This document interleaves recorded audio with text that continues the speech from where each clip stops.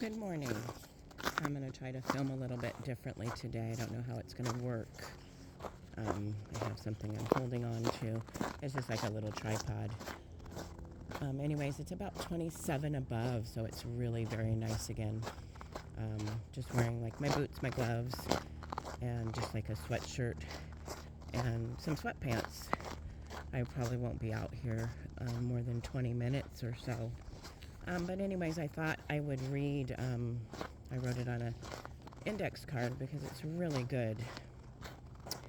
It is in Psalms 139, and it's verses 13 through 18. So I'm going to go ahead and just read that. I guess maybe I'll stop while I'm reading this. Okay. So, for you created my inmost being. You knit me together in my mother's womb. I praise you because I am fearfully and wonderfully made. Your works are wonderful. I know that full well. My frame was not hidden from you when I was made in the secret place. When I was woven together in the depths of the earth, your eyes saw my unformed body. All the days ordained for me were written in your book before one of them came to be. How precious to me are your thoughts, God. How vast is the sum of them. Were I to count them, they would outnumber the grains of sand. When I awake, I am still with you. And again, that's Psalms 139, 13 through 18. I just have been thinking a lot about life and death. Not to be, morbid or anything, but just that we don't know when our day will come. And, I just thought about that a lot recently because my mom, has been gone for 4 years. Yesterday marked that anniversary. And so, and I know my mom really loved Psalms 139. She also loved Psalms 23. And I think a lot of people know Psalms 23. The Lord is my shepherd. I don't know and memorize it. I don't have it memorized, but maybe I will read that one to you tomorrow. We'll see. So I just thought I would get out here and get some fresh air. Work went okay last night. We weren't too busy. We got stuff done that we needed to get done. And then I work tonight. And then I will be off Wednesday, which I really look forward to that day in the middle of the week to just, recollect myself and maybe get some chores done or whatever. I will be honest, it has definitely been a challenge for me to not have a vehicle. It's been a while since that has been an issue for me. And yet I am still very thankful for, getting rides to work and getting picked up. I just really appreciate everyone that has helped me, friends and family, so that I'm able to still work my job. I'm very appreciative. I'm looking forward to, I was really hoping that I can go to one of the Christmas Eve services. The church I am going to, I think, is having one. I'm not sure I'll be able to go. I think it's like at 5:30 or something on Christmas Eve. And so I don't know if I'll be able to get a ride to do that or even go to another service. Anyways, it is absolutely beautiful out here. It feels good to me. I mean, yeah, there's a little bit of coldness in the air, but it's warm to me. And I'm not going to be out here a super long time. And I was thinking the other day, I really, really hope to see some moose, at a safe distance. But I would absolutely love to do a little bit of filming so y'all can see the moose. We have moose. And they're absolutely majestic. They're so beautiful. And it's been a while since I've seen a moose.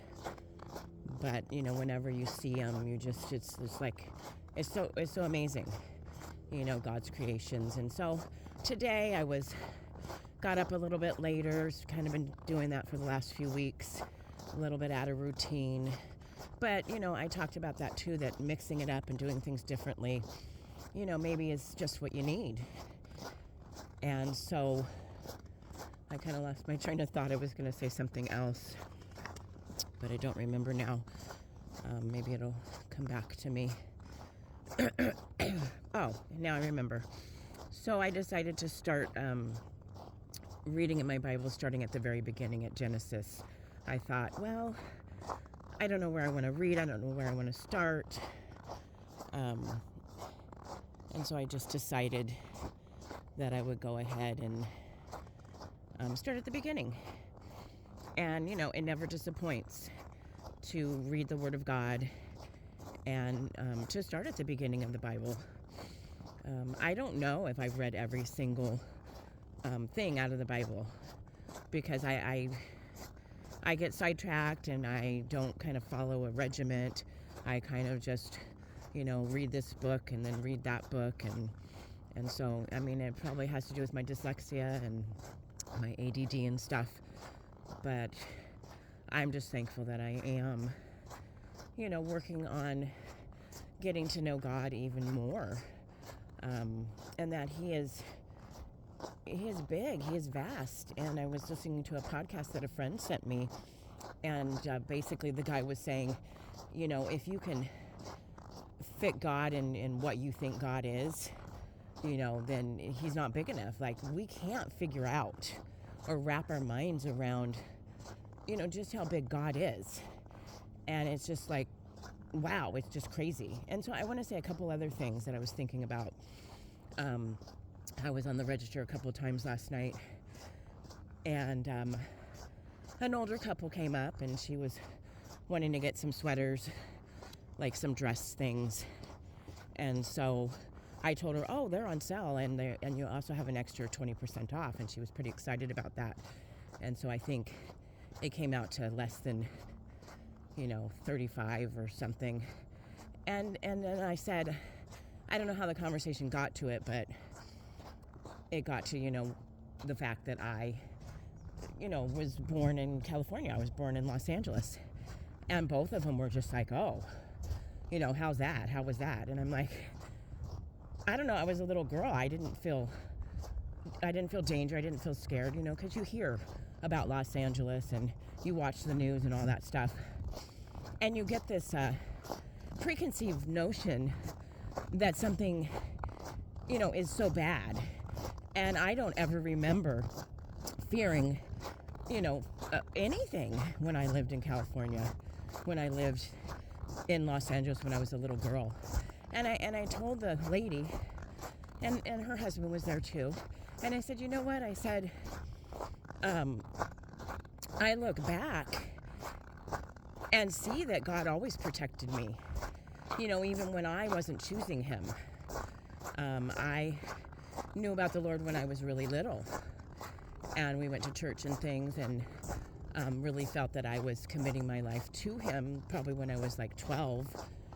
Even got baptized. There was like a gathering, and got baptized in like at the beach. I'll never forget it, because I believe it was this really big service, and they had like singing and different stuff. And Pat Boone, I don't know if anybody knows who Pat Boone is, but he's done, many things. I don't know that he's still alive. But anyways, I had a lot to learn after that, because I wanted to do what I wanted to do. I wanted to seek my own pleasures. I wanted to live my life the way I wanted to live. And I wasn't doing bad things. I wasn't, I'm going to, I just wasn't putting God first. I thought I could do my life, make my money. I had 2 jobs many times in my life. Like I said, I think I shared that before, that I pretty much was working since I was 12. And I did my own cleaning jobs and house sitting and pet sitting and babysitting. And, going to school as well. Just regular school. I never went to college. But anyways, I just think about how God, He never leaves us. He's always right there. He's always watching and always protecting. And the lady, the customer, was like, thank you for that reminder. and the husband was shaking his head.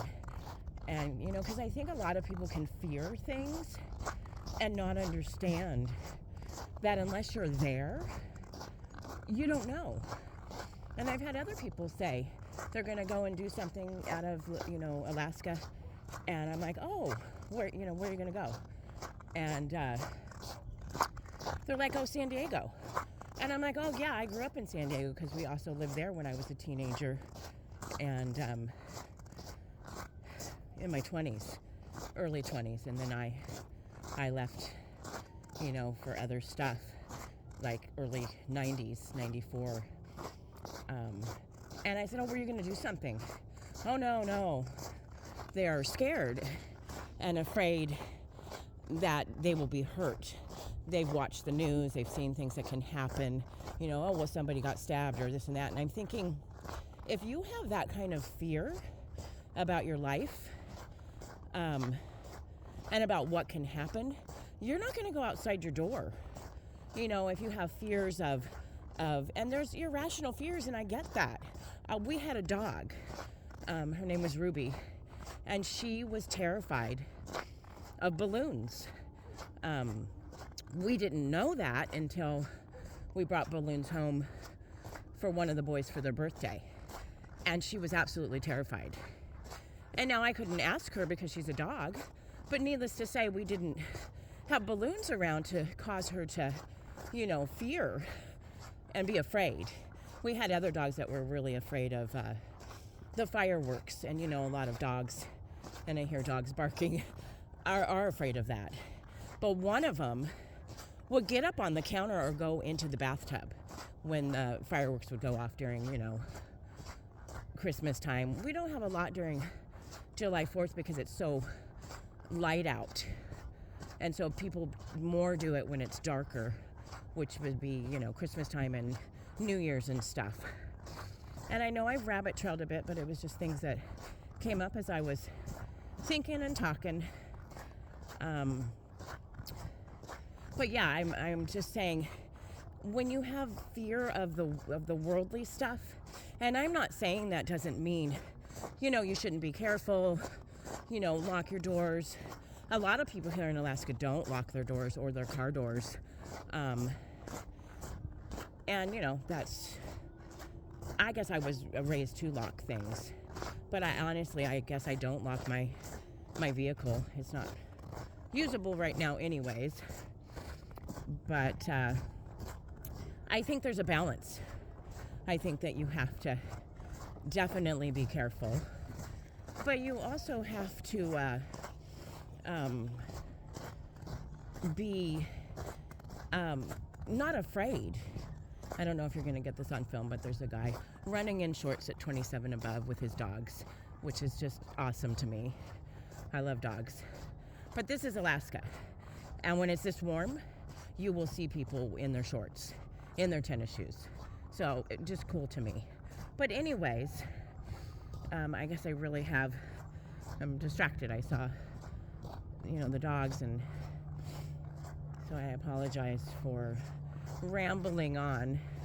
I want to say that fearing God instead of fearing man will give you a peace that you will not understand, because you will know that God is the one in control, and He is the one that will help you with everything, no matter what it is. You don't have a vehicle, you've lost your job, something didn't turn out the way you thought it would. You're delayed for whatever reason. And yet, you can have the peace that surpasses understanding when you trust Him.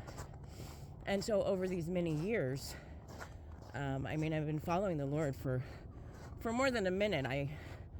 It's been a journey. It's been, understanding. It's been process. It's been, okay, God, you are in control. I can't do this on my own. I have to submit it to you. And you will have that peace. You don't have to have thousands of dollars in your bank account. Yeah, it would be nice. That's not currently a thing for me.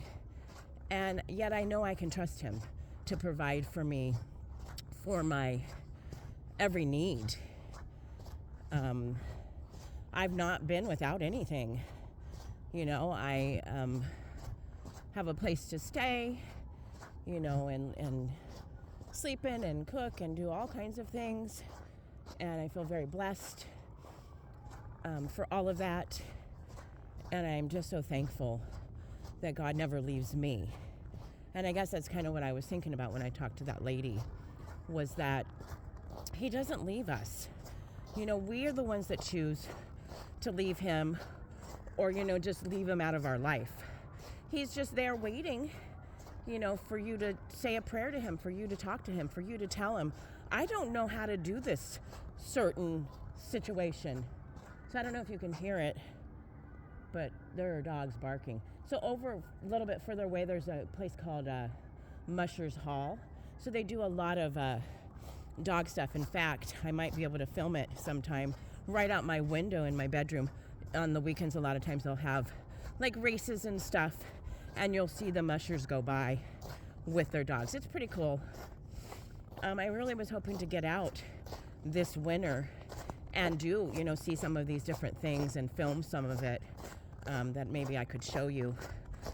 I don't really know yet how that will work out without having a vehicle. And again, maybe I'm just a little stuck in my thinking because I do have a lot of other friends and acquaintances, and maybe I just need to, ask and say, hey, what are you doing? And would you like to go do that or whatever? I think maybe it's true, you have not because you ask not. And I think that I still am struggling with receiving and feeling that I'm a burden, on other people and not wanting to inconvenience people.